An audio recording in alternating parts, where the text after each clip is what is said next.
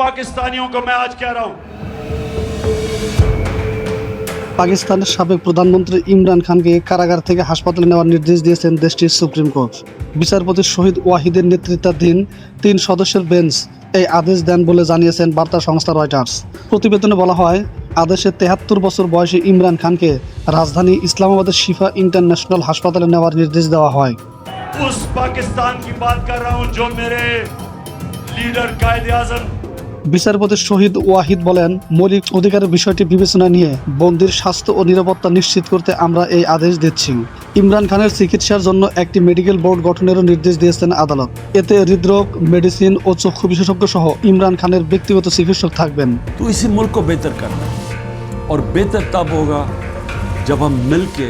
ইমরান খানের মুখপাত্র নাইম হায়দার পাঞ্জোথা সামাজিক যোগাযোগ মাধ্যম এক্সে দেওয়া এক পোস্টে জানিয়েছেন, 48 ঘন্টার মধ্যে ইমরান খানকে হাসপাতালে নেওয়ার নির্দেশ দিয়েছেন আদালত। আগামী 16 সেপ্টেম্বর পর্যন্ত তাকে সেখানে রাখার নির্দেশও রয়েছে। कि तेरे सिवा हम किसी के सामने नहीं झुकते, खौफ के बुत के सामने झुक गए। ইমরানের দল পাকিস্তান তেহরিকে ই ইনসাফ পিটিআই আদালতের আদেশকে স্বাগত জানিয়ে দ্রুত কার্যকর করার আহ্বান জানিয়েছেন। পিটিআই এর মুখপাত্র জুলফিকার বুখারী বলেন, এটি আরও আগে হলে ভালো হতো, তার চোখ ও স্বাস্থ্যের এতটা অবনতি হতো না।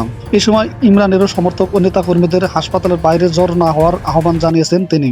जिससे जो लोग आज़ाद हुए उन्होंने दुनिया की इमामत की। ক্রিকেটার থেকে রাজনীতিতে আসা ইমরান খান 2023 সালের আগস্ট থেকে রাওয়ালপিন্ডির একটি কারাগারে রয়েছেন।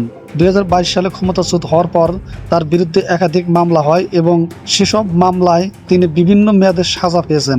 দীর্ঘদিন ধরে তার স্বাস্থ্যের বিষয়ে উদ্বেগ জানিয়ে আসছিল পরিবার ও দল। अगर इमरान खान साहब के साथ नाइंसाफी होगी, उसके साथ गैर आईनी गैर कानूनी।